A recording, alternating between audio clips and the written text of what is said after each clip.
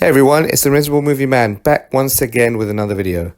This will be a quick one as the video I wanted to put out is taking longer to edit than I thought. So I'll do a fairly quick one right now on the latest Transformers movie, Transformers 1, which is in the cinema. It's the first animated Transformers movie since the 1986 seminal classic Transformers the movie. Fans of my channel may know that I think this is one of the greatest animated movies of all time. So what did I think of Transformers 1? I saw it the other day with my son, who is also now into Transformers thanks to me, and I really enjoyed it. I thought it was a great movie to watch. A lot of fun, some good humor, some good action, some good backstory, some good plot. I don't want to give too much away, but they do, as you will see from the trailers, they do establish a lot of elements of how Optimus becomes Optimus, even the origin of his name, which I thought was a smart bit of writing. They reference all of the history of the Transformers, from Primus to the various primes, and they also have little nods to the Japanese influence, which is where Transformers really came from.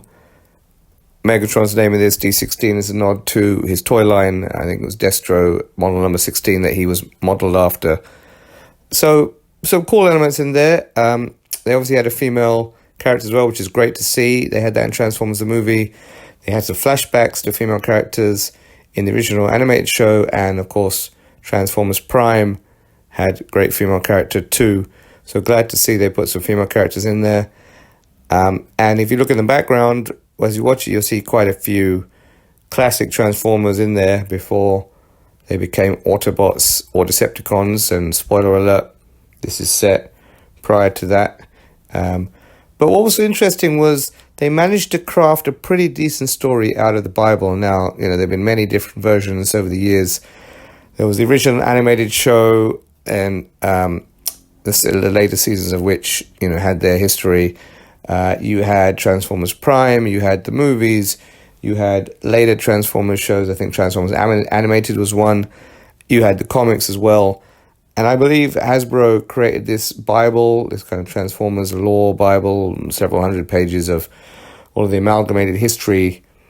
And they took pretty decently elements from that to cobble together the movie. Now, are there things in this movie that don't make sense? Yes, there are. Are there elements that seem a bit inconsistent with prior histories or prior versions? Again, yes, there are. But I think there were enough references and enough homages just to do it justice and make it a fun watch. It's not an overly complicated plot or an overly lengthy plot, which is good. And of course, you really have to perform an amazing job if you're going to live up to Peter Cullen and Frank Welker. I think Chris Hemsworth and Brian Tyree Henry do a decent job. I think Brian Tyree Henry did better than Hemsworth in that sense. Not that Hemsworth did badly. He was pretty good, but I think Brian Tyree Henry nailed it quite a bit. Keegan-Michael Key as Bumblebee was okay, I guess. I quite like Steve Buscemi as Starscream. And, of course, they did bring in several characters from the shows over the history. So, in some sense, it was okay, I think, to hear these actors replace the legendary voice actors of the past. And it does obviously give it a new look, a new feel. Some of the elements of Cybertron were visually stunning to look at, but made no sense from a physics or a history point of view from the way Cybertron was portrayed. But, it is what it is. It's a movie. Overall, I would probably give it 7 out of 10. I think you should definitely check it out in the cinema. I think, it's interesting that the director, Josh Cooley, made a point, which is a point I make in my video, that when he watched Transformers the movie as a kid, he was so amazed by all the carnage of Autobots getting wiped out in the early stages of the movie, that he tried to have less of that in this film, and that definitely shows. It's certainly not as hard-hitting or as impactful, I think, as Transformers the movie. But it's good to see that movie had left an indelible mark on people and was referenced in this, as I mentioned in my channel, that it's probably one of my favorite animated movies of all time. So that was interesting to hear. and they do portray a pretty decent history prior to the setup for the big Cybertron war, which kind of happens in terms of factions at the end of this movie. So I think it's a good launching point, a cohesive story, a good film to watch. It does set up potential sequels. I don't know if they'll call them Transformers 2 or Transformers 3, which really can explore a lot more of the life and the war on Cybertron before the Autobots came to Earth. And you got to remember, in the original animated series, they came to Earth, 4 billion years ago, right?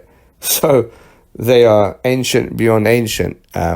That element of the timeline, I don't think was that well addressed in the shows that much. Also the Bible, but we'll see what happens in future installments. So as I said, enjoyable movie, 7 out of 10. Go check it out. Great animation, good voice acting. Let me know what you think in the comments below. Did you agree, disagree? Have you seen the Transformers the movie? I'll put a link to my video on it now. If you haven't, go check it out and let me know. But keen to hear what you all think. And also, have you seen Transformers 1? Do you agree with what I said? Disagree? If you have anything else to add, let me know in the comments below. And as usual, catch you next time.